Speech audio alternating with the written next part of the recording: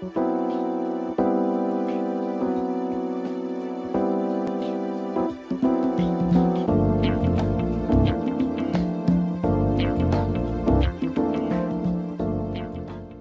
gracias, Rodrigo, y damos paso al panel de discusión, que será moderado por Claudio Agostini, economista, profesor de la Universidad Adolfo Ibáñez y director de Espacio Público.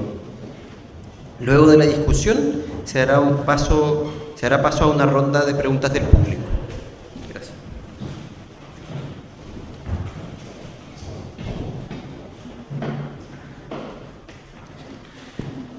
Bueno, buenos días, bienvenidos. Tenemos un buen panel de discusión con gente que ha estado a los dos lados de la cancha en forma activa en los últimos años.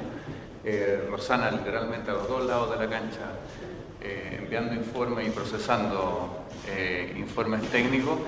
Y tenemos hay varias preguntas y temas que conversar, así que quiero darles la palabra. Está el senador Hernán Larraín, el senador Ricardo Lagos, presidente del Senado, Rosana Costa, de Libertad y Desarrollo, pero que fue directora de presupuesto.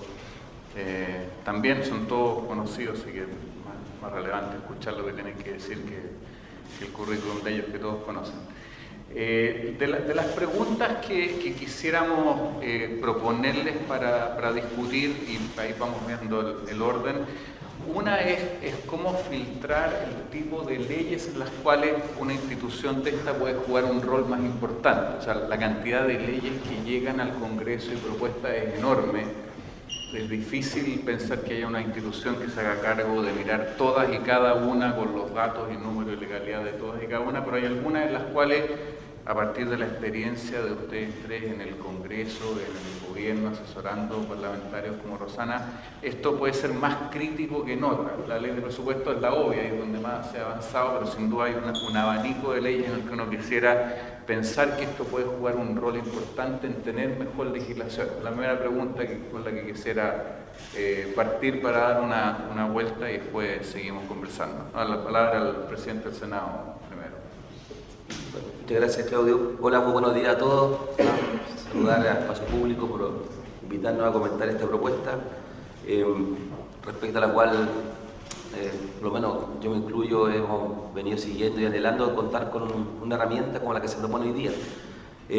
Entré en directo a tu pregunta respecto a qué tipo de leyes. Bueno, de Maduro caen todas las que tengan un impacto financiero relevante. Dos, va a depender del tamaño de la institucionalidad que tú tengas, porque si tienes 5 o 6 funcionarios, el presupuesto se agota drásticamente el universo de lo soñado en materia de lo que quiere fiscalizar. El Congressional Budget Office, me preocupé de mirarlo, está en internet, tiene alrededor de 270 funcionarios y un presupuesto de 60, 50 millones de dólares al año. Y solamente se preocupa del tema presupuestario, porque hay otra institución que está en el informe, que la recomiendo, que es el Congressional Research Service, que se preocupa del aspecto que ustedes tenían ahí en la lámina respecto a los temas no presupuestarios, que son los impactos que puede tener una legislación, las externalidades. Y entiendo que ese tiene un presupuesto casi equivalente o mayor. Entonces, depende de cuál sea el armamento que uno tenga, la munición, cuánto la priorización que tiene. Pero yo parto de la base que el presupuesto es uno de ellos. Segundo, creo que las políticas públicas que tengan un mayor impacto, si lo quieres, estructural, son un candidato evidente. Yo estoy pensando ahí, sí, ley de pesca acá de Maduro. Me imagino yo que una nueva ley de pensiones en Chile cae de Maduro, una modificación de los temas de salud, ni hablar. Y después tienes todas las otras que no tienen tal vez un impacto directamente y que son más complicadas, presupuestario. Estoy pensando en temas reales de hoy, una reforma laboral. Una reforma laboral tal vez no tenga un impacto directo en el presupuesto, si no sea a través de impacto directo y de crecimiento y menor recaudación o mayor recaudación, pero sí te puede generar un debate complejo. Ahora, no me quiero saltar, pero para determinar eso, hay un tema que no lo logro resolver en mi mente, bueno, no significa mucho en todo caso, pero que es el siguiente, que es que se supone que tiene que buscar una cierta neutralidad en esta materia. Y eso, yo creo que es posible acercarse, porque existen experiencias comparadas. No es menos cierto que en una sociedad que tiene que hacer frente a temas muy complejos todavía que no hemos resuelto del todo, sí hay una visión distinta. Yo veo connotados PhD de las mismas universidades que concurrieron en los mismos años en la universidad que se formaron, y tú los pones en la Comisión Bravo a discutir el tema de reforma de pensiones y tenemos una visión casi del 50%. Es cierto, es sobre políticas públicas y que tiene tal vez otras miradas, pero hay elementos ahí que generan, a mi juicio, si eso se produce a ese nivel, ¿por qué no podría producirse tal vez a nivel de nuestro institucional que queremos? O sea, yo lo veo como una prevención en esa materia. Y por último, que creo que tenemos que pasar la palabra a las personas, me encantó algo que me pareció ahí, que lo semejé al tiro, porque una cosa es el proceso legislativo, ya sea en el tema presupuestario, segundo, los impactos que pueda tener o no la legislación, pero el tema de implementación, todo lo que dice relación con reglamento, en Chile, nosotros aprobamos leyes que muchas veces para implementarse correctamente, un tema, no digo equivalente, pero casi tan fuerte como eso, es el reglamento para implementar la ley. Y la pregunta entonces, si asumiendo que esto va a existir algún día, asesoría parlamentaria de esta dirección va a tener la capacidad o las atribuciones para poder pronunciarse también del sistema de reglamento. Lo dejo como inquietud, como para. Gracias, buenos días y gracias por la invitación. Como bien dice Ricardo, estos son los temas que a nosotros realmente nos preocupan, porque uno siente que el rol que tiene el Congreso es débil en muchos sentidos, particularmente en un sentido de hacer las cosas bien. Al final uno siente que a nosotros lo que se nos pide al momento de decidir sobre materias muy diversas es buen criterio. Es buen criterio. ¿Cómo va a funcionar mejor esta institución si se hace esto o si se hace lo otro? No tenemos ni el tiempo ni los elementos para hacer decisiones más técnicas. Y por lo tanto, en algunas materias probablemente sea más necesaria que en otras. Por ejemplo, en la ley de presupuesto resulta bastante evidente la debilidad en que trabaja el Congreso en estas materias. Hay también que situarse dentro de un enmarque global, porque es cierto que hay materias muy técnicas, pero también, creo que Ricardo lo insinuaba de otra manera, pero cuando hay un gobierno que tiene una línea determinada, por ejemplo, quiere darle un rol más fuerte al Estado, o, para simplificar, quiere darle un rol más débil al Estado, cualquiera que sea, simplemente por la vía del ejemplo, cualquiera que sea el objetivo del gobierno, es difícil a veces medir lo que se quiere, porque lo que se quiere puede no resultar ser más eficiente, pero sí ideológicamente más conveniente para el que tiene la mayoría. Y por lo tanto no es simplemente algo de incorporar un elemento puramente técnico en un centro de decisiones eminentemente político. Y en consecuencia hay que tratar de contrarrestar ese aspecto también al incorporar esta medida. Y por eso, entrando entonces a la pregunta que se hacía recién, uno de los marcos de referencia que uno tiene que tener es el programa de gobierno de turno. Porque al final, el que está en el gobierno es el que tiene la mayoría ciudadana, el que tiene el mayor respaldo, y probablemente va a tener un alto respaldo en el Congreso si es que no tiene el control de ambas cámaras. Es lo probable, dado como ha sido nuestra historia reciente, que así ocurra. Por tanto, yo diría que el marco de referencia deberían ser los principales ejes que el gobierno quiere llevar adelante a través de iniciativas legales. En el caso del actual gobierno es bastante evidente que el programa de reforma tendría que ser uno que esta oficina o una oficina técnica debería incorporar. Y en otro gobierno serán los ejes centrales de ese gobierno, porque nosotros también necesitamos responder no solamente a la calidad técnica, sino que a la demanda ciudadana. Y la demanda ciudadana se expresa en política a través de las elecciones. Y en ese mismo sentido me parece importante, para definir cuáles son los principales temas que deberían ser incorporados para ser evaluados por una oficina de esta índole, tiene que ser también con aquellas inquietudes ciudadanas más dominantes. Y yo pienso que las encuestas o los distintos estudios que se hacen en los distintos ámbitos, habría que hacer una forma, nos indican cuáles son aquellas que tienen más impacto público, para darle también a esa decisión un carácter más definitivo. Y dentro de lo que, ya entrando al trabajo que uno realiza en el Congreso, sin lugar a dudas que la ley de presupuesto es la ley central, pero no solo la ley de presupuesto, sino que también todo el seguimiento de la ejecución presupuestaria. Yo me imagino que está, como dicen los gringos, it goes without saying. Yo no sé si tiene que ser así. Nosotros no necesitamos el apoyo solo cuando se discute la ley de presupuesto, sino que cada tanto tiempo que llegan las informaciones de la DIPRES, del Ministerio de Hacienda, de lo que está ocurriendo. Porque si tuviésemos un equipo técnico, podríamos anticiparnos a muchas de las cuestiones que llegan después en la ley de presupuesto. La ley de presupuesto el gobierno la empieza a armar por ahí por julio, junio, mayo, en fin, muy tempranamente. Cuando nosotros estamos despertándonos de la siesta, ¿verdad? Es decir, durante el trabajo legislativo no hay tiempo para ver la evolución presupuestaria. Y ya se está haciendo el otro presupuesto. O sea, yo creo que es muy importante que una oficina de este tipo no solamente se ocupe del momento de la definición, porque la ejecución presupuestaria pasa a ser tanto más importante. Es como el ejemplo de los reglamentos que daba Ricardo. Nosotros aprobamos una ley, pero después el Ejecutivo por un reglamento puede darle un sentido distinto. La ejecución presupuestaria. Piensen ustedes que se acaba de hacer un ajuste fiscal muy importante, del 1% del presupuesto, y el Congreso se enteró por la prensa. Y porque reclamamos, vinieron a contarnos. Y yo soy de la tesis de que eso no debería ser así, eso debe haber sido un proyecto de ley que cambiara para redefinir los principales ejes. Esa es mi posición congresista, no digo de oposición, congresista. Cada vez que el gobierno de turno quiere hacer cambios significativos en la ley de presupuesto, debería venir aquí a redefinir las prioridades que se acordaron en la discusión. Bueno, eso no se hace. Pero entonces se dan cuenta ustedes que lo que se dice del presupuesto a lo que ocurre en el presupuesto dista mucho.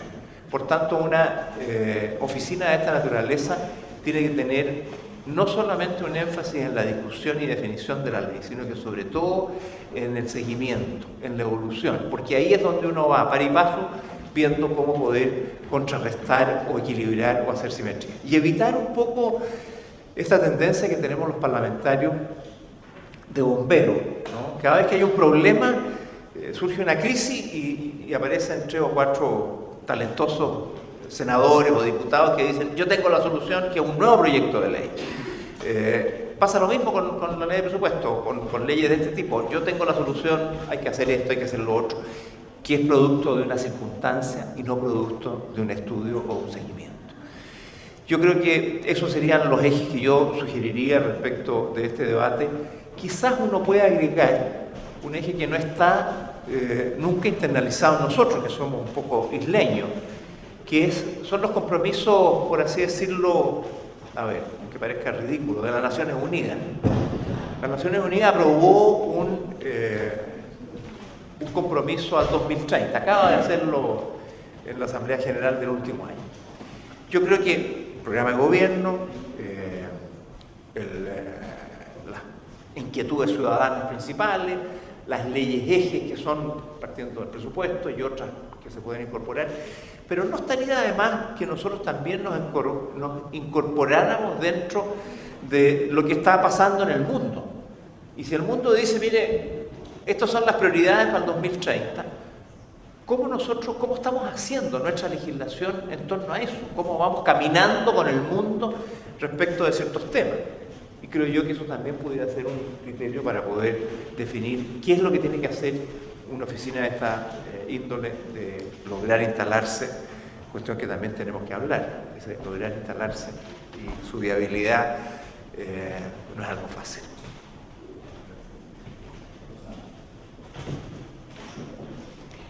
Gracias. Primero quiero agradecer la invitación y presentarme. Yo yo trabajo en una institución que asesora el Parlamento no con recursos del Parlamento, pero ahí hay un elemento que choca con el análisis que vamos a hacer y por lo tanto tengo que transparentar que trabajo en una institución asesora parlamentario. Desde mi punto de vista esto es absolutamente complementario y en eso le encuentro toda la razón a Rodrigo, pero quería partir por ahí. Lo segundo que quiero plantear es que aquí estamos buscando emparejar la cancha en términos de asimetría y yo creo que hay otros elementos que son importantes poner sobre la mesa, la respuesta de los oficios que se hace del Parlamento al Ejecutivo. O sea, hay otros instrumentos que complementan información y que hoy día requieren reforzarse muchísimo más.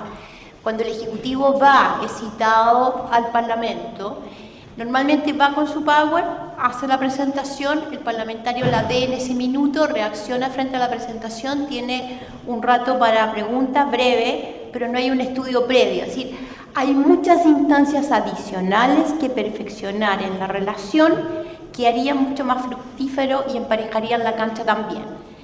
Dicho eso, yo después de que leí el documento y llegué, sigo pensando, no estoy convencida que si es una sola institución o son dos, o es una institución que tiene dos brazos bien distintos.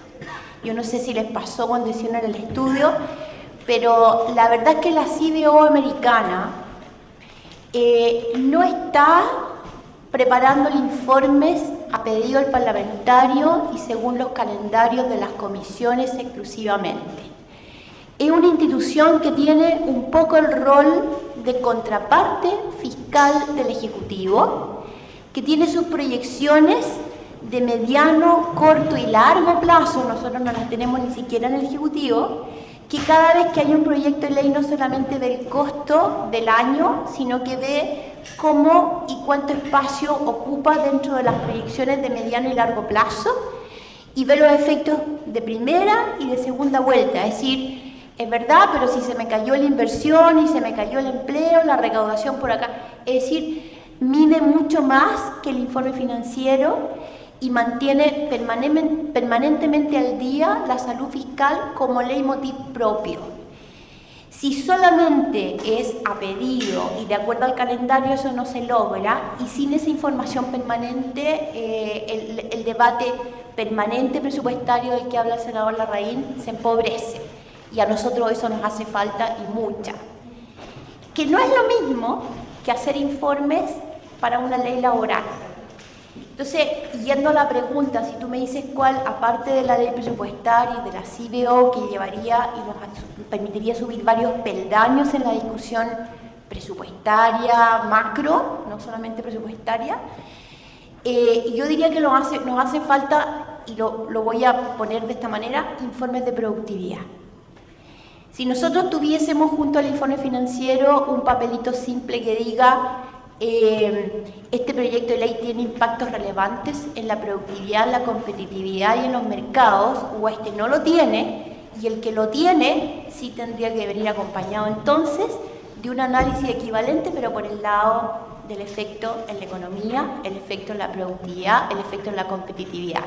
Y ahí nos encontraríamos con que automáticamente proyectos como laboral, pesca, derechos de agua, proyectos de impacto relevante tendrían la etiquetita y entrarían al Congreso con un informe no solamente de costos, sino que también de impacto macroeconómico.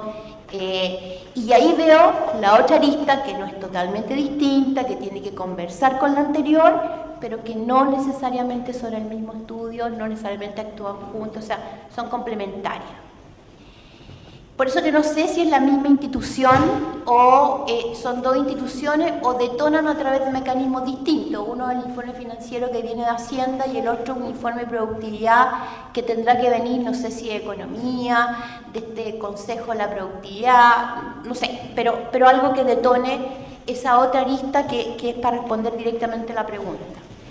Y lo tercero es que hay que entender, y por ahí el informe lo desliza pero no lo desarrolla, ¿cuál es el incentivo para que esto se use? Por eso mi primera pregunta de la CBO allá tiene su rol propio, no solamente respuesta, y es bueno que tenga su rol propio, lo más independiente posible, pero con un foco bien definido a priori.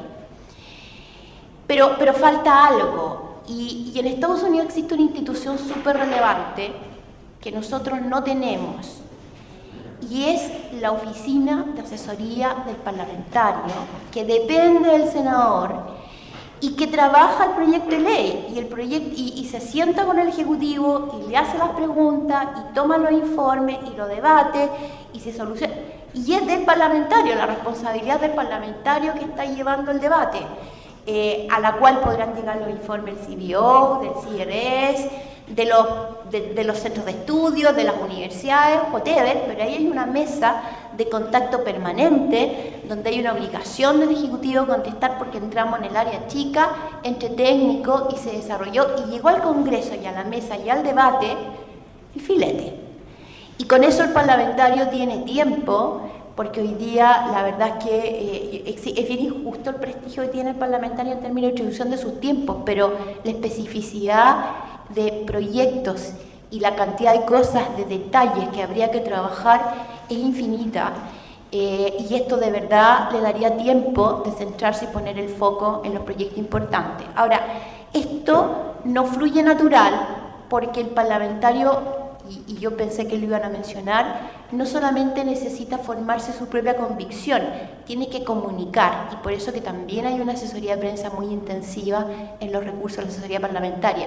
Eso hay que hacerse cargo de eso, hay que diseñarlo teniendo claro cuáles los focos, las necesidades y los incentivos parlamentarios. Por eso que yo creo que aquí hace falta una tercera patita, que es hacerse cargo de la oficina parlamentaria, que permita desahogar y centrar el análisis del Congreso en la parte más importante y que esté permanentemente en interacción con el Ejecutivo en el área chica, preguntando el detalle y contrapreguntando, mirándose a los ojos con los papeles sobre la mesa. Gracias, Rosana. A partir de ese último comentario, quisiera abrir un poquito más, profundizar la conversación, pasar del qué, que está un poco en las respuestas de ustedes, al cómo. Y acá hay dos dimensiones que nosotros en la discusión que tuvimos nos parecen relevantes. Una es definido el rol, que sin duda puede tener estas dos dimensiones que menciona Rosana, y que es cierto que en Estados Unidos están en instituciones distintas y acá estamos por el momento pensando en que sea una que haga los dos roles, pero parte de lo que uno tiene que discutir es en el cómo. Esto requiere, uno, reconocer todo lo que se ha avanzado, o sea, tampoco es que no se haya hecho nada.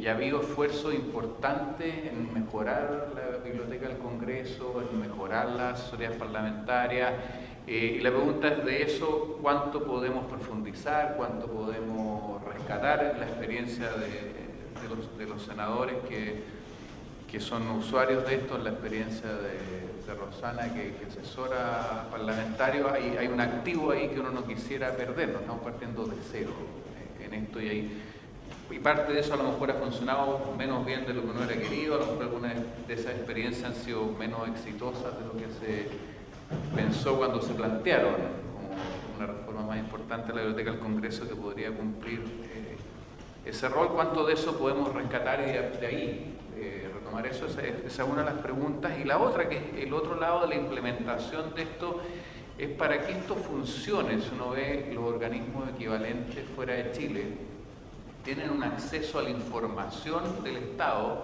y el Estado está obligado a ser transparente en sus metodologías de una forma que no estamos acostumbrados en Chile, y a niveles a veces bien detallados. O sea, el Congressional Research Office o incluso el Bureau of Economic Analysis, por ejemplo, tiene el modelo tributario de Estados Unidos completo, modelado, y pueden cambiar cada supuesto y simular lo que quieran.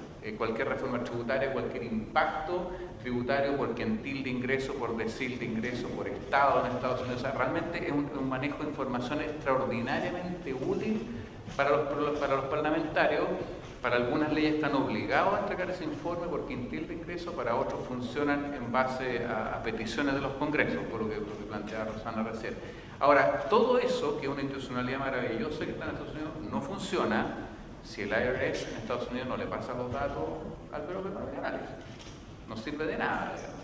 Entonces, esto en Chile requiere, creemos, en parte de la pregunta para usted, un gallito, por ponerlo coloquialmente, entre el Congreso y el Ejecutivo, en el cual aquí el Ejecutivo tiene que entregar información que en general no entrega o que no le gusta entregar y transparentar metodologías de sus cálculos que en general son bastante oscuras y hacen poco replicable lo que llega al Congreso. Entonces la pregunta es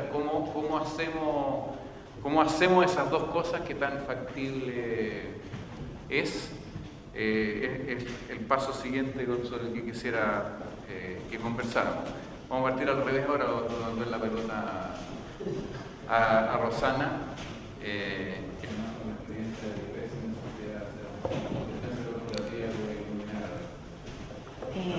Aquí, ¿qué corporación defiendo? Dice.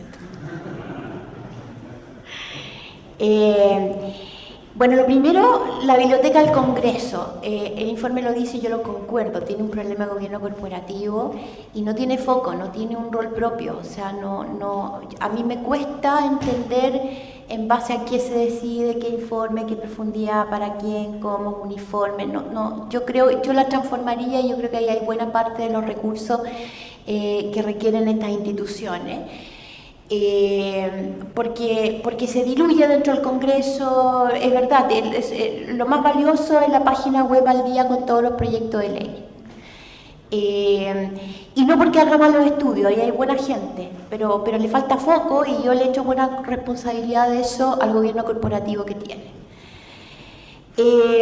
Y yo parto de la base de que la información es obligación de entregarla. Ahora, cuando uno transparenta información hay un proceso previo, y eso lo vivimos cuando parte la ley de transparencia, que significa entender de todas partes que hay información que existe, información que no existe, y que hay información y evaluaciones malas, pero lo malo hay que corregirlo y no abusar de la información de ese tipo de antecedentes.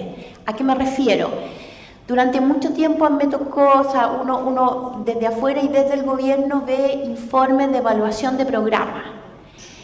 Y me acuerdo patente, un año a mí me tocó presentarle al Congreso la evaluación de los programas de vivienda. Y estaban todos mal evaluados. Y afortunadamente ese año se habían cambiado los programas de vivienda porque veníamos saliendo del terremoto. Entonces uno presentaba, pero no podía llegar al Congreso sin programas de vivienda porque los programas de vivienda estaban mal evaluados. Eso amerita un debate, qué es lo que hay que corregir, un debate serio y no el titular en el diario. Estábamos con terremoto, pero a eso me refiero, o sea, la información hay que recibirla y hay que usarla razonablemente. Pero ese proceso se vive, es un ajuste, hay que acostumbrarse a ese ajuste. Y cuando se da esa transparencia, yo creo que es obligación. Por eso yo te decía, hoy día el Parlamento por ley tiene la obligación el Ejecutivo de contestarle los oficios en un plazo, pero son bien vagas las respuestas, o suelen serlo, muchas veces lo son. Y más que una respuesta escrita, lo que tiene que darse en un debate cara a cara del contenido y qué es lo que dice y qué es lo que quisiste decir y por qué. Por eso yo le pongo tanto énfasis también, no solamente a la obligación, sino que a la existencia de este trabajo conjunto, que yo no le puedo aumentar las horas al parlamentario, pero con asesores del parlamentario que puedan conversar. Y hacerse cargo que no es solamente con Hacienda, si también hay asimetrías de información entre Hacienda y los otros ministerios, y eso también hay que hacerse cargo y esa mesa también tiene que estar ahí. Y un proceso que hay que ir construyendo y hacerse cargo que hay información que es más mala y si la información es más mala y va a haber un escándalo porque no es todo lo buena que se quisiera, entonces no se va a querer entregar y ahí hay un proceso de aproximación a esta transparencia que se va construyendo en el camino. Yo creo que esa es la forma de ir transparentando el proceso, pero sobre todo debate técnico previo. Y nuevamente, un proyecto de ley, si le vamos a pedir cuando los proyectos de ley tienen plazo, cuando el programa de gobierno tiene que entrar hasta el 21 de mayo y tiene que entrar con informe financiero y además con un informe de productividad que le vamos a pedir y después tiene que estar aprobado en diciembre, bueno, también eso tenemos que pensarlo porque sin tiempo tampoco esto funciona. Y ahí también hay que hacer ajustes y hacerse cargo de que el debate cómo hacemos un debate con tiempo suficiente y por otro lado que los tiempos no se usen solamente para dilatar la aprobación del proyecto, pero ese otro conflicto en que nos vamos a encontrar, y es verdad, y va a haber que solucionarlo de alguna manera y también va a ser proceso de prueba y error. Y voy a aprovechar esta pregunta para cerrar porque se me pasó un tema. Yo no creo que el Congreso solo tenga, o que la evaluación de la ley sea solo que la ley salga en función de aquello para lo cual fue planteada, sino que tiene que tener un buen resultado después de cómo cambió el debate del foco de la ley en el Congreso. El Congreso no es solamente un buzón que se hace cargo de la intención original que tenía el proyecto de ley y que le dice al Ejecutivo, te equivocaste en 2 comas y hay que cambiarla. A lo mejor el Congreso no la quiere, la ley. Por lo tanto, la evaluación de la ley tiene que ver con el objetivo final con el cual fue aprobada. Yo creo que eso también hay que tenerlo sobre la mesa.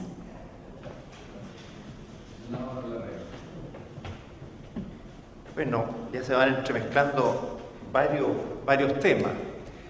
Desde el punto de vista del Congreso, de cómo funciona, yo creo que efectivamente nosotros hemos dado un paso muy significativo con los cambios que se introdujeron en la biblioteca del Congreso.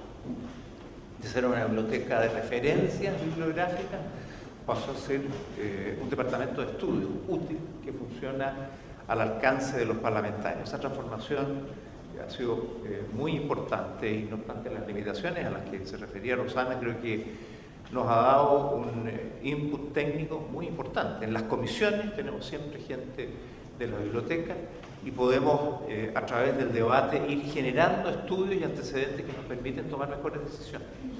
Eso ha tecnificado parte de nuestro trabajo, pero yo creo que no es suficiente. Y en ese sentido hay otros 2 elementos que me parecen importantes, que no se han considerado todavía, o uno sí. Uno es la capacidad técnica de la gente del Congreso, los secretarios de comisiones, los secretarios ejecutivos. Yo creo que ellos tienen una buena formación, pero quizás ese respaldo que tiene la Secretaría es todavía muy legal, muy de abogados. Yo soy abogado, no quiero quitarle espacios a mi profesión, pero ciertamente el trabajo de la Secretaría de una comisión no debería ser solo un respaldo técnico legislativo. Tendría que ser también con más fuerza en la especialidad. No hay en la Comisión de Economía economistas, no hay en la Comisión de Vivienda gente que entienda de los temas de vivienda. Son abogados buenos que saben la legislación de la vivienda, pero no los aspectos técnicos que subyacen o que acompañan y que permitirían mejor legislar en el día a día, ya no solamente en los estudios, en las referencias. Y la propia capacidad técnica de los parlamentarios. Yo creo que al final al parlamentario lo que se le pide es tener buen criterio al resolver, pero buen criterio informado. Y sus asesores parlamentarios no siempre son lo suficientemente versátiles, porque de nuevo uno incurre también en buscar un abogado que le ayude a la parte legislativa. No tiene una variedad o una capacidad económica para poder tener más de un asesor que le pudiera ver los temas con mayor diversidad. Creo que esto es lo que hay que cambiar y quizás una oficina de este tipo que permita además hacer un diálogo con los técnicos de la biblioteca, si es que no son, ahí hay un problema de integración que hay que definir, cómo se estructura una eventual organización de este tipo, porque en una de estas pudiera ser parte de la biblioteca, extremando el argumento, o lo que hoy día tiene la biblioteca podría ser parte de esta dirección. Ahí hay un tema, pero cómo hacer una conversación con la gente de la comisión y con los técnicos que asesoran al parlamentario. Esta es una mirada muy importante. Pero hay otro tema que yo no quiero dejar pasar aquí respecto de por qué es necesario avanzar un poco más de mayor claridad, en lograr un poco mayor claridad en lo que plantea el gobierno. Porque si bien hay siempre un problema de las estrategias políticas que lleva un gobierno, que no tiene por qué mostrarlas todas, hay siempre un aspecto que tiene que ver con cómo el gobierno quiere hacer sus cosas, cómo el gobierno quiere sacar adelante sus iniciativas. Pero a mí me parece que hay dos conceptos que deben hoy día primar, sobre todo en el tema presupuestario, ¿no? Nosotros tenemos que avanzar en un presupuesto abierto. Creo que la evolución de los temas de transparencia, de acceso a la información pública, nos llevan a definir un tema de presupuesto de una manera distinta a la que hemos conocido hasta la fecha. En general, uno conoce las cifras del presupuesto y todos los datos, y en fin, hay acopio de antecedentes. Pero yo me quiero poner desde el punto de vista de los ciudadanos. ¿Qué saben de verdad los ciudadanos del presupuesto? E incluso del presupuesto del Congreso. ¿Qué sabemos nosotros los parlamentarios del presupuesto del Congreso? Yo me imagino que todos ustedes saben que nosotros, los parlamentarios, nos robamos el presupuesto del Congreso. Se aprueba solo. Se aprueba por los organismos técnicos. Nunca, yo llevo 22 años de senador, nunca se ha llevado el presupuesto del Senado a conocimiento de la sala para saber en qué se gasta la plata del Senado. Suena extraño, ¿no? Eso te sorprende, Eduardo, pero es así. Es así. Entonces, ¿dónde está el presupuesto abierto? Nosotros tenemos que hacerlo. Hemos planteado esto, tenemos un proyecto de ley, lo alcanzamos a conversar con la mesa anterior, esperamos hacerlo con Ricardo, porque tenemos que hacerlo. Tenemos que llevar el presupuesto del Senado al Senado. Y además, no solamente llevar las cifras, sino que qué significa cada gasto que hacemos. No existe eso, no existe eso del presupuesto de la nación tampoco. Porque son cifras de tal envergadura que la gente no es capaz de retenerlas o de entenderlas. A lo mejor habría que crear unidades, no sé, hospitales. El presupuesto de vivienda significa cuántos hospitales, o el presupuesto de salud significa cuántas viviendas. De manera que la gente pueda ver cuáles son las prioridades de verdad que recoge el presupuesto de la nación o el presupuesto del Congreso. Nosotros somos hoy día 38 senadores, pero los almuerzos del día del Congreso son 1.200, 1.300. Pero la pregunta es, ¿cómo se gasta esa plata? No es que sea muy relevante el ejemplo, pero ayuda a entender de que aquí se están gastando las platas de los chilenos en el Congreso o en el presupuesto de la nación sin que se sepa. Y a mi juicio, esto es lo que obliga a que la presentación presupuestaria y todo el seguimiento sea muchísimo más abierto. Esa asimetría de información a que ustedes aluden en el informe es una realidad en Puerto de una catedral, porque nosotros no tenemos capacidad para dimensionar bien todas estas cifras. Yo no he sido de los senadores que estaban involucrados en la discusión presupuestaria. He estado en estos años 2 o 3 veces. Más al inicio, que éramos menos senadores, entonces teníamos que hacer de mentolato en nuestro sector. Pero ahora que somos más, hay especialidades, y eso me parece que es bueno también, que los senadores vayan teniendo sus propias especialidades. Pero la verdad es que no sabemos mucho de lo que apreciamos. Y lo que nos interesa como senadores, yo cuando voy quiero ir a ver qué está pasando con los caminos del Maule, el Maule Sur en particular, de las viviendas, de los programas aquí, de la agricultura, cuánto va a tener el INDAP, en fin. Estoy preocupado de mis representados, estoy tratando de hacer mi pega para mi región, pero no estoy metido en el tema presupuestario. No estoy analizando lo que está pasando. Y en consecuencia, si no hay presupuesto abierto, de verdad, no hay accountability. No hay capacidad de responder a la gente, ni como gobierno, ni como Congreso, ni uno como representante de un grupo de gente, de una región. Porque también aquí hay cuestiones que se van por fuera y que los análisis de lo que están participando las regiones en el presupuesto de la nación es algo completamente fuera de la discusión. Y esto es un tema mayor, porque así como hay muchas y profundas desigualdades entre las personas, se está produciendo en Chile muchas y profundas desigualdades entre las regiones.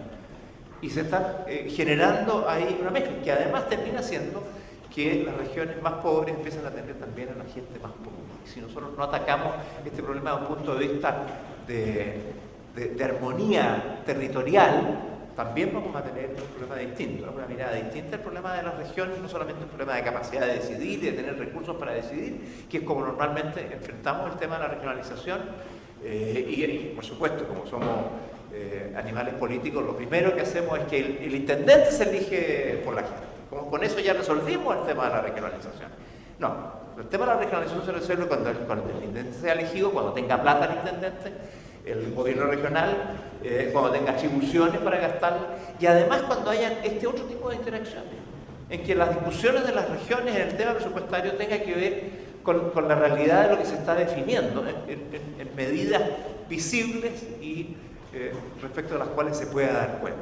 O sea, yo pienso que aquí obviamente estamos en un tema súper complejo y esta dirección, desde luego gatilla esta discusión, que es lo primero que a veces importa, advertir dónde están los problemas y luego ver cómo poder tener desde el punto de vista del Congreso un mejor trabajo en una nueva forma de hacer sobre todo el gasto de los recursos en la ley de presupuestos, que es un proceso continuo, y en eso es distinto de las otras leyes que son la ley de pesca se podrá demorar 2 años, o el royalty minero, o el cambio en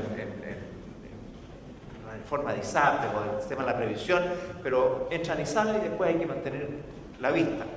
El proceso presupuestario es permanente y debe tener, por lo tanto, algo permanente. En eso la inquietud que plantea Rosana Costa la comparto. Hay como 2 objetivos distintos en el trabajo que tienen que realizar con unidades de este tipo. O son 2 unidades o son 2 equipos, pero hay que tener la mirada de que son realidades un tanto. Perdón que a ver, salen cosas distintas, pero espero que ayude.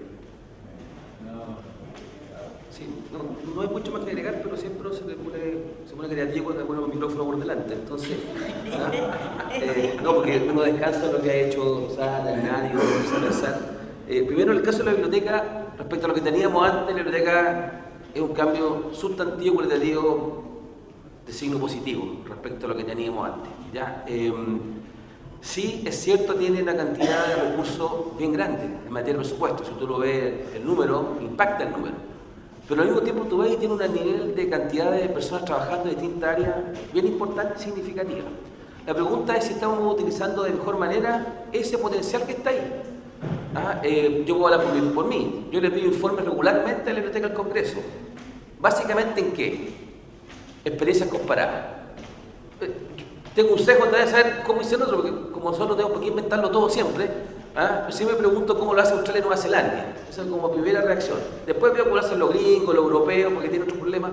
¿Ya? Y me sirve en ese sentido, pero yo siento que a rato no estoy pidiéndole a la Biblioteca del Congreso más estudio.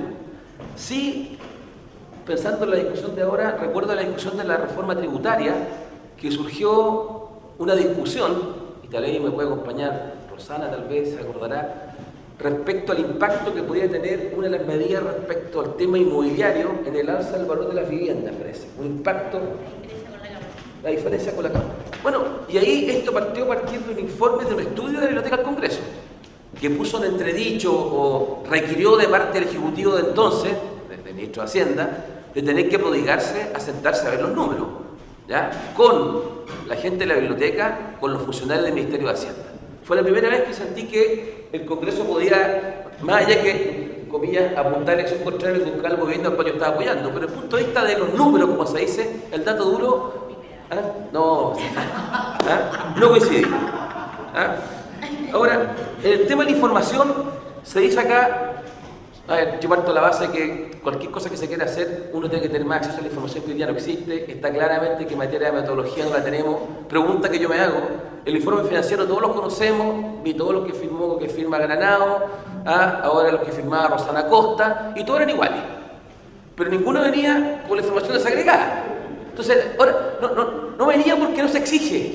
Entonces la pregunta es, ¿qué se requiere para exigirle que un informe financiero venga con la metodología atrás como un anexo? Puede generar un problema, pero se puede generar una ley con esto, un reglamento interno, no sé, el procedimiento como tramitamos, así, tiene que venir con el adendum, porque si no, yo cómo lo fiscalizo. Segundo, este tema de tener una oficina como la que se plantea acá, o institucionalidad, que vaya a conversar, va a tener un impacto en la forma que tramitamos los proyectos de ley, pero un impacto brutal. Porque difícilmente, porque ¿cómo es el sistema hoy día? Se dice que viene un proyecto sobre reforma laboral, lo trabaja el Ejecutivo, seguramente lo conversa con algunos interlocutores, no solamente de gobierno, tal vez parlamentarios pro gobierno, lo conversará tal vez indirectamente con economistas, con abogados, con expertos, pero lo concreto es que el proyecto es una sorpresa hasta que lo conocemos en detalle. Y a partir de ahí, depende de qué tipo de proyecto sea, qué es lo que vamos a hacer. Porque ¿qué saco yo con decir que voy a sentar a discutir la metodología si el proyecto viene con discusión inmediata? O tengo que sacarlo en 3 meses. Eso no es real. Si el gobierno se demoró 1 año o 8 meses y más todavía, enviarlo de educación superior, en poder preparar el proyecto, y en teoría va a entrar ahora antes del 21 de mayo, digo en teoría, y después nosotros tenemos que analizar las 2 cámaras en 6 meses, ¿qué le voy a pedir a la unidad técnica que estamos planteando acá? Que en 3 meses tenga que hacer toda la revisión. O sea, creo que esto va a tener un impacto en la forma en que se realizan los proyectos. Lo digo porque en enero me tocó aprobar creo que 4 o 5 proyectos de 7 que había que sacar rápido. Es cierto, los proyectos no entraron en enero, o sea, tienen un periodo más largo. ¿Ah? Pero habiendo sacado muchos proyectos, incluido unos que participó activamente en espacio público, al Congreso norteamericano, al Senado norteamericano, en el mes de enero, que es el equivalente a nuestro febrero, no le sacan 4 proyectos de ley a matacaballo.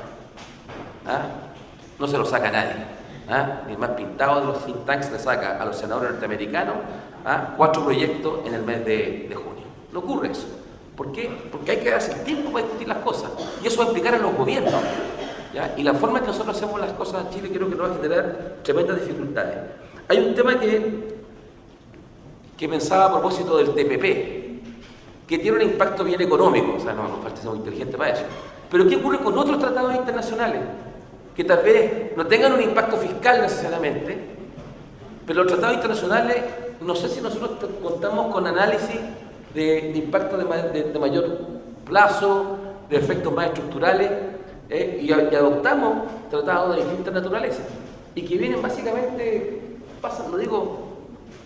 no se le hace análisis, lo dejo así, no se hace un análisis más acabado como hacemos con un proyecto de ley. Y hay tratados internacionales que hemos visto a propósito de discusiones recientes que nos pueden generar tal vez impactos de distinta naturaleza. Estoy pensando en aquellos que dicen relación con la propiedad intelectual, aquellos que dicen relación con compromisos medioambientales, aquellos que dicen con compromisos laborales, aquellos que hablan de la Convención 169, que hay que consultar a los pueblos originarios, una serie de temas.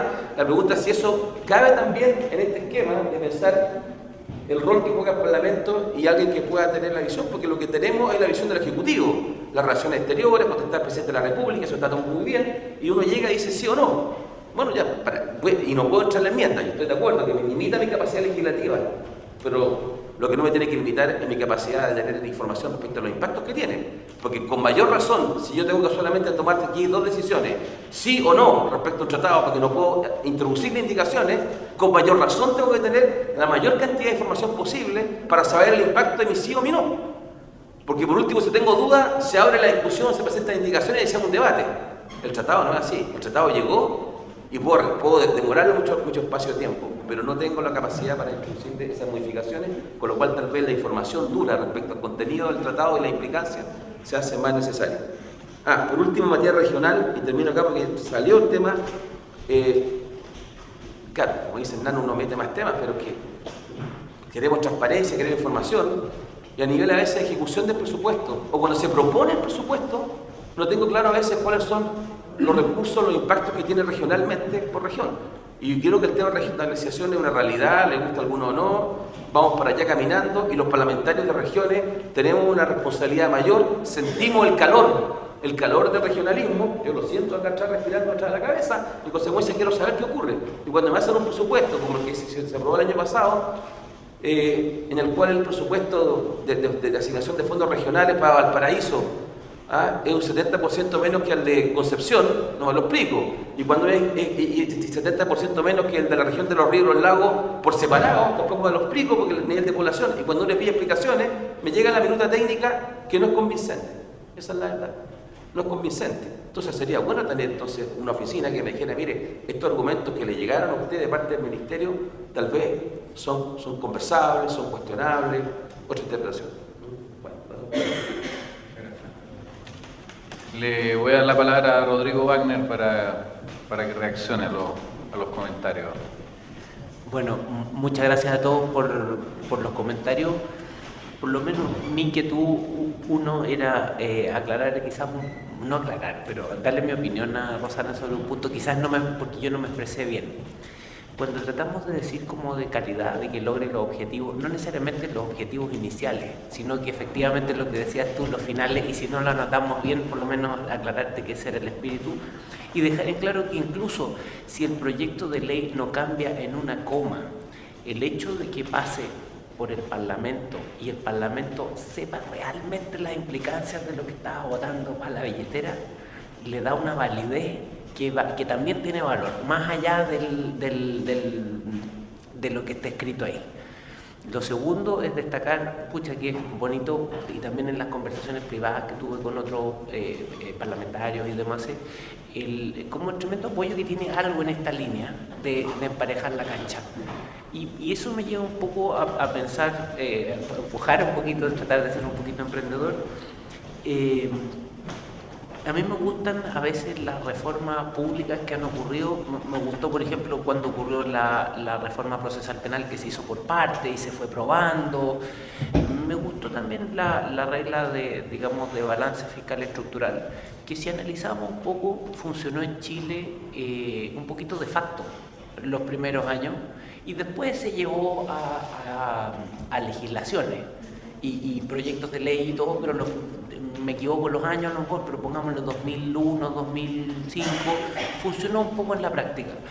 Mi sensación, igual le quería dejar de que tuvo acá a la gente, pero no necesariamente lo que comparten los otros miembros del equipo, una expresión personal, es que aquí podríamos seguir un poco la técnica de Alejandro Aravena, ¿cierto? Que se ganó, un gran arquitecto chileno que se ganó este premio, a un cambio conceptual en cómo diseñar vivienda social, que es decir, oye, mira, en vez de hacer una casa espectacular completamente terminada, que la analogía sería, en vez de hacer un proyecto de ley con todo el nuevo presupuesto para que funcione esto, ¿por qué no partimos con una base, una obra gruesa, con algo que se pueda partir con esto? A lo mejor a mí me surge la idea de que a lo mejor se podría hacer dentro de este año un acuerdo entre el Ejecutivo y el Parlamento en las cosas más simples. Oye, mira, a ciertas personas del Parlamento aprobadas por el Senado se le podría dar acceso a ciertos datos con buenos protocolos, datos que están disponibles en teoría para cualquier funcionario público, podrían solicitarlo en tiempo real y se va a hacer como una deferencia al Congreso primero antes de fabricar la ley. Segundo, pensar en financiar un pequeño equipo, a lo mejor solicitando algún fondo al Ministerio de Hacienda pues como parte de este acuerdo, a lo mejor como parte de un crédito con una institución internacional o algo así, cosa de poder montar algo que fuera como una punta de lanza que nos llevara en esta agenda un poco que estaba discutiendo. Entonces, mi último comentario es a ver si se puede llevar a hacer algo dentro de este año, dentro del próximo, para ver si vemos algún fruto de corto plazo. Muchas gracias. Una última pregunta breve para cada uno antes de dar algo de tiempo para preguntas del público es, y que ha salido en parte de lo que ustedes han planteado, es cómo hacemos esto compatible con las asesorías parlamentarias que existen de cada uno de los parlamentarios, los que tienen contratados cada uno directamente, los institutos de los think tanks que los apoyan, con la Biblioteca del Congreso que ya existe y juega un rol, y con una nueva institucionalidad. La visión nuestra es que esto sea complementario, obviamente, pero no es tan obvio cómo se complementan en vez de competir, y por eso que parte del énfasis que está en el documento es que fuera, entre comillas, lo más neutral posible desde el punto de vista de proveer información, que sea un insumo para legislar, desde el punto de vista de objetivar los datos, y que la discusión después sea todo lo legítima que hay en todos los otros argumentos. O sea, un poco tratando de emular algunos del rol de estas instituciones en Estados Unidos, que dicen esta es la deuda pública o este es el impacto por quintil de ingresos de esta medida. Si es bueno o malo no hay pronunciamiento, pero o si viene un grupo de interés que dice estos son todos los empleos que se perderían, no, son estos otros y no eso. Y sobre eso después cada uno tiene su propia asesoría, visión, opinión, y se legisla de acuerdo corresponde. Esa es la mirada que hemos tratado de plantear, pero no es tan evidente en el día a día o en la multiplicidad de proyectos de ley que les toca ver en distintas dimensiones, cómo uno puede hacer complementar esto o no. Parte de las preguntas que quisiéramos plantear, qué tan factible lo ven o cuál está el riesgo de que o no sea tan neutro o que empiecen a competir en vez de ser complementarios. Esa es la pregunta lo más abierta posible. Senador Larraín.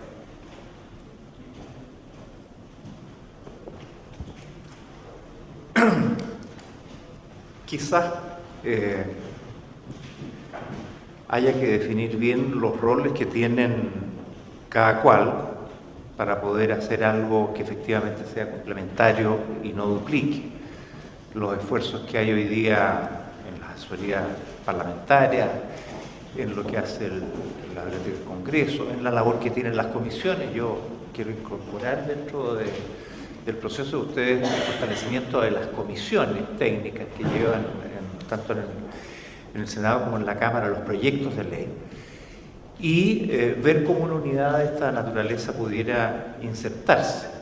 Quizás sea bueno pensar en un plan piloto, trabajándolo en torno a un tema central que es el presupuesto. Yo creo que ese, sin lugar a duda, lo más urgente, porque es lo más constante, lo más permanente y lo que más incide. Si la verdad es que la principal ley que uno aprueba año a año es la ley de presupuesto. Es la definición de cada vez más plata. Son una buena cantidad de miles de millones de dólares que se están destinando a las prioridades del país. Y la verdad es que no sabemos si estamos destinándonos a las prioridades del país.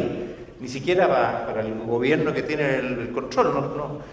No siempre está caminando hacia donde ese gobierno quiere, porque el presupuesto tiene una inercia y una burocracia detrás gigantesca. Entonces, meterle diente al presupuesto me parece que es la primera prioridad. Y en ese sentido, creo que es muy importante trabajar en una aplicación piloto, gradual, que vaya viendo cómo se inserta y se coordina con los otros. Y quiero insistir en un tema que a lo mejor a muchos de los aquí presentes no le va a hacer tanta gracia, que el énfasis que tiene esta unidad es un énfasis esencialmente economicista. Es decir, la discusión pareciera entre economistas, que es como el nuevo Weltanschauung que rige el mundo, que reemplazó al de los abogados. Y de hecho, parte del problema es que nosotros, el Congreso es todavía parte de esa cultura legal, ¿no? Como decía, las comisiones son de abogados, los asesores de los parlamentarios son abogados, los abogados están como muy insertos frente a un mundo que hoy día mira distinto.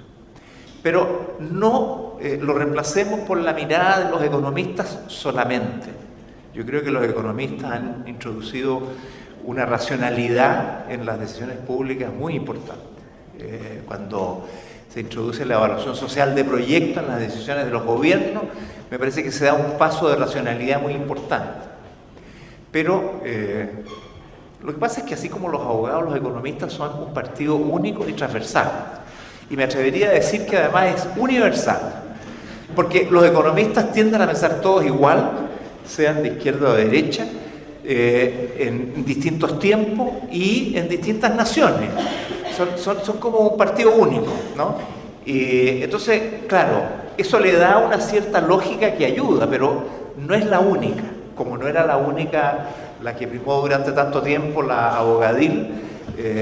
Yo creo que es muy importante que en estas unidades no solo pensemos en evaluaciones desde la perspectiva estrictamente económica, del costo-beneficio, que son necesarias, pero hay otras que también deben ser incorporadas.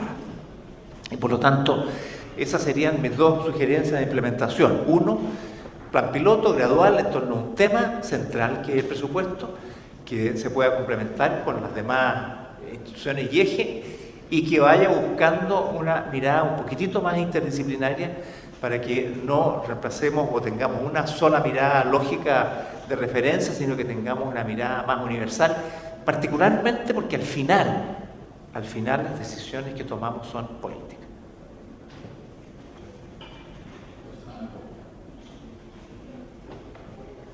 A ver, yo soy muy partidaria de tener en Chile una suerte de CBO y además también está en la Comisión Angel, así que fue unánime, así que tiene como otra, también debiera empujarse. Yo creo que es sumamente importante tenerla y yo el complemento, que son como los análisis más de impacto, lo construiría a partir de lo que hoy día hay en la Biblioteca del Congreso, pero con una institucionalidad totalmente distinta. O sea, yo insisto que no debiera depender de las autoridades del Congreso, y me gustó esa parte del informe, debiera ser una institucionalidad independiente, con un rol propio de análisis y entregar los informes al trabajo del Congreso.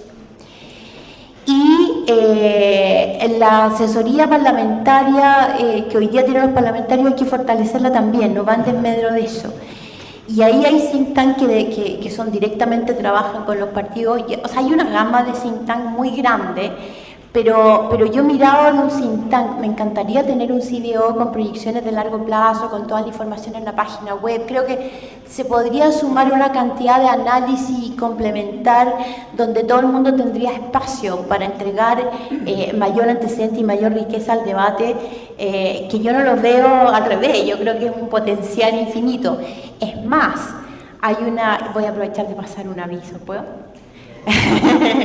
Está el proyecto de ley de línea. A mí me encantaría que las bases, se facilitaran los mecanismos para que las bases de datos innominadas, cruzadas, estuvieran disponibles no solo para los centros de estudios, para todas las universidades, para que todo el mundo se suma al debate, con todas las penas del infierno, para las mismas cárceles en el caso de impuesto interno cuando la base se filtra, pero ahí disponible. O sea, todo ese tipo de cosas abre la competencia, aumenta el debate, mejora la información que llega al Congreso de estas instituciones y de todos lados, y la competencia es súper sana.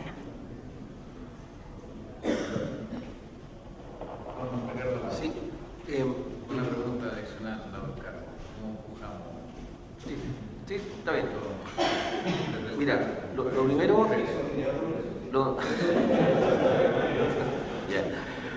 Súper apropiado el comentario. Tiene otro precio, súper apropiado el comentario.